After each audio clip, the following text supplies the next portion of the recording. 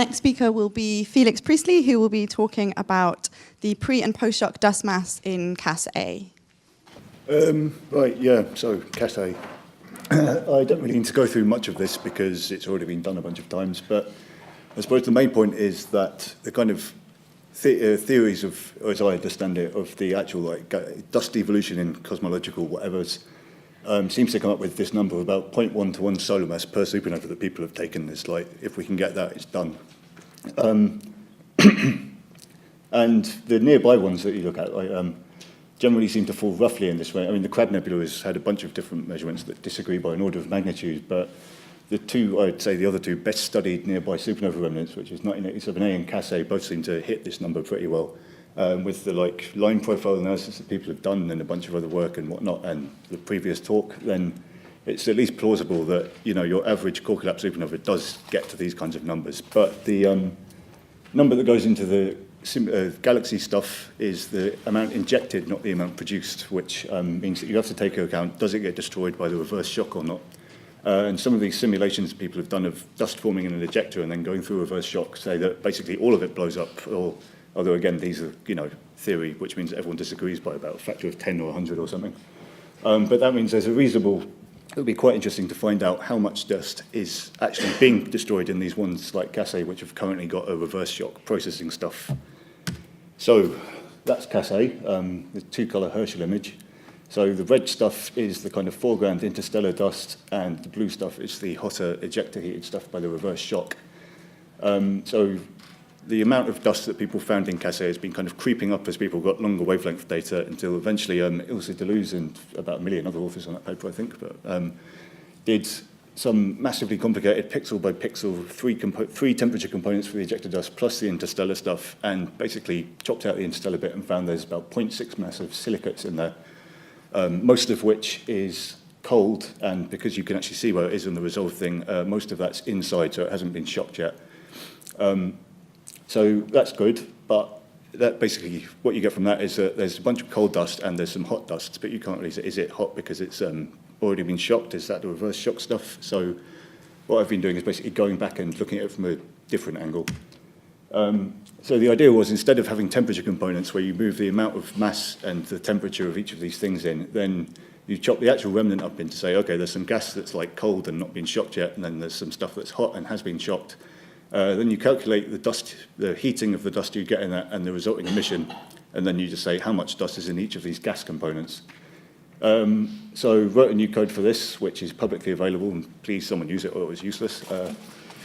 So yeah, it'll calculate, you just give it a radiation field, some grain properties, electron and nuclei densities, and it calculates the heating, gives you the resulting SED with, accounting for small grains being transiently heated and all this other stuff. So the model we came up with of Cas A is very roughly like this. So you've got the clumps, or not clumps, it turns out it didn't actually matter, that haven't been shocked yet. They go through the reverse shock, get heated up, and you've got these clumps of optically emitting optical and UV lines, which are sort of about 10 to the 4 Kelvin. There's also diffuse gas, which has been reverse shocked, which could have been previously diffused. It might have been stripped off the clumps. Again, doesn't really matter if we know what the temperature is. There's shocked circumstellar material from the progenitor wind, which the forward shock is hitting, and there's some unshocked stuff, but I don't care about that. So those are the kind of numbers we get for the properties of different bits. Important thing is, important bit is that the ion temperature and the electron temperature are different, which you wouldn't always assume. But because the ion temperatures are much higher, it means you can't ignore them. I mean, normally you'd say electrons do all the heating because they move faster, but in this case, not true, and it turns out that has quite an important effect on the heating. We took the synchrotron radiation field, which is being generated by the shock waves. So unfortunately, this model is a 0D model, and the thing is being generated in the shell, and the dust is all over the place. So we didn't exactly treat this rigorously, but I'm not going to go into detail because I won't have enough time, but we did do a lot of messing around with what you do with the radiation field assumption, and the conclusions are pretty robust to that. So despite the fact it's obviously not all located at 1 parsec away, it works, more or less. We took a bunch of real measured infrared opacities for the dust and stuck them together with the ultraviolet stuff from the literature because no one's bothered to measure that properly. And we took the SNR dust fluxes from the Deleuze et al. Paper, which just had all of the synchrotron and line and whatnot stripped out of it. So this is the result. Main thing is it works, which is nice. So the red dots are the model predicted fluxes, the black ones are the observed ones, and then the black line is the total model SED. And you've got these different contributions from the, so the blue line is the pre-shock stuff, the red line is the clumped shocked bits, and the other two were the X-ray components, which turn out to be completely degenerate. But so essentially, most of the dust, we get basically the same mass, which is also nice. Most of it's in the pre-shock stuff. There's about sort of 10%-ish of the mass located in clumps that have been shocked, and a sort of negligible amount in the X-ray, but which dominates the actual emission because it's way hotter. Sorry, I probably should have pointed out, that's from magnesium silicate, and there's a bunch of different sort of MgSiO3, and there's a bunch of other things which all give you pretty good fits, apart from one which was rubbish and gave you too much dust mass anyway. Carbon doesn't fit. You can sort of wiggle it about and it might do the sort of far infrared bit, but the amount of dust you need then gives you way too much near infrared flux, so it can be maximum sort of like 10% of the total mass of the thing. So we've pretty much narrowed it down to, has to be silicates. There's a sort of, again, if you go back, there's a 1 point black point, which is a bit above the red, 21 micron thing, which people have assigned to all kinds of things. We did the same, and it can kind of, you can throw a couple of things in there, like SiO2 or FeO or something, and you get this kind of minor bit, again, that's kind of completely irrelevant in terms of the total mass budget. So I suppose the point of the talk, essentially, is that because we've divided it up instead of into temperature bits by actual physical gas components, we know what the masses are from various sources. So the pre-shock 3 solar mass bit is more of an upper limit or anything, because there's still a bit of, it's unclear how much that's affected by clumping and stuff, but it's probably about that, which gives you the dust to gas ratios for the different bits. So in the pre-shock stuff, which is presumably where, that's the dust formation bit, then you get a dust to gas ratio of about 0.2, which is, way bigger than the ISM and implies that a seriously big chunk of the elements in there have all turned into dust grains. It's basically, tiny in the X-ray emitting shocked stuff, which shows that it's all been destroyed. But interestingly, in the shocked clumps, it's almost identical, maybe a tiny bit lower, depending on the assumed dust composition or whatnot. It might go down to 0.1, but it's still big, and it's still comparable to the pre-shocked bit, which basically is suggesting that if the dust is in a clump and it gets hit by a shock, then the destruction is pretty negligible. Of course, this is a snapshot you've got of one supernova remnant, and people who've actually simulated stuff in clumps have found that, clumps get slowly ablated away and all the dust flies off into the hot bit and gets destroyed as well. But those are generally kind of approximate models with analytic things of the density or whatnot. So main conclusion there, conveniently into the next talk, is that all of this stuff about how much dust survives really needs to take into account the actual sort of multi-dimensional modelling of clumps and stuff, what happens to the clumps and all that kind of thing. And I'll repeat also that please use the bloody code. I spent too long writing it for it to not be used again. And thank you.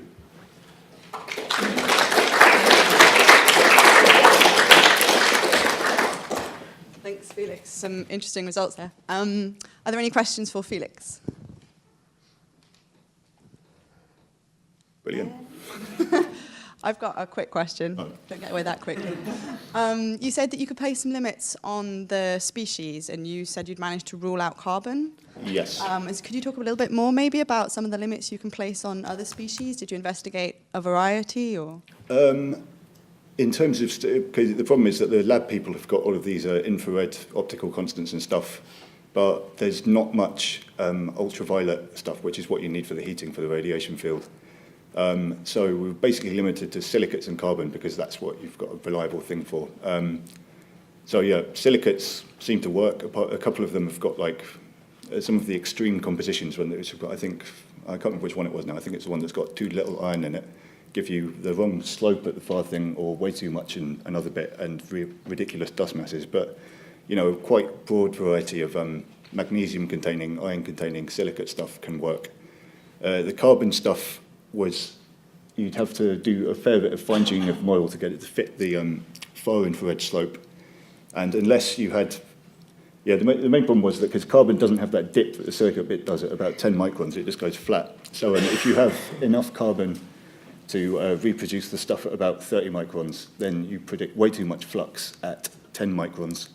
So that gives you a kind of, what's the maximum amount of carbon you could put in. and still not exceed the upper limits on that? And the answer is about 10% of the mass, give or take. Sure.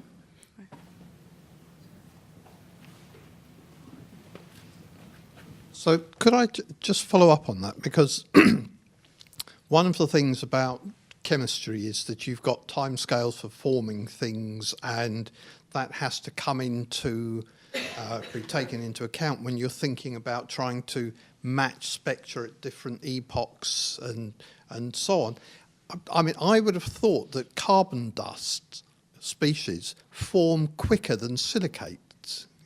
And so can it also be that you've got, you know, maybe carbon cores and silicate shells around them? Maybe. You'll only see the spectra of the surface, on the outside. the surface of the grains. You won't see the kind of the cores of the grains. I suppose that's possible, yeah. I wouldn't know much about how people assume dust forms in supernovae. I think most of the modelers just kind of assume that, you know, they stick to one species and form it. I'm not sure if anyone's done anything of like composite species and stuff. I guess it would be possible, but yeah, it beats me basically. If you know anyone who's measured the optical constants in a lab of a rock of... That was the answer. Well, we need UV optical constants badly. Yeah, that would be nice. One more question. I struggled with how to form. I was kind of blown away. You're very modest in the result, but it's a large one. You just put it in boldface so that the dust is surviving the passage of the reverse shock, right? I just wanted to comment. I went through briefly, but with the first talk, and I was trying to pinpoint that transition from supernova to supernova remnant. And there is the dramatic change, and I use it as an example, 04 ET, but there are others as well, where the line spread went from a couple thousand kilometers per second to 10,000 kilometers per second, right? In this case, it was the reverse shock exciting hydrogen-rich materials. The line profile is very skewed, blue to red, right? And we interpret that as being attenuation due to dust, a considerable amount of dust. So that is completely consistent with what you're finding there, that the dust all but survives as the reverse shock passes through the material. So very interesting. I think we need to move on now. Oh, sorry. So one more, very quickly. I was just going to support what you were saying, that the evidence surely supports a relatively low concentration of carbon in this kind of situation. Carbon is a surprisingly fragile nucleus. You see it in huge concentrations in specialized stars, but not in these things. Now, the evidence that we have of interstellar dust comes from primitive meteorites once again, and the carbon in those is in the form of silicon carbide, and we can tell that this is pre-solar system because of the variability of stable isotopes within it. So I think everything that you said makes very good sense. Best question ever. One quick thing. Cassiopeia is overwhelmingly oxygen-rich in the gas phase. The mean molecular weight from the X-ray observations is 15.6. So when you have carbon monoxide as the first molecule, it soaks up whichever is the least abundant of the two atoms, carbon or oxygen. So you expect the carbon not to really have a chance to form dust grains.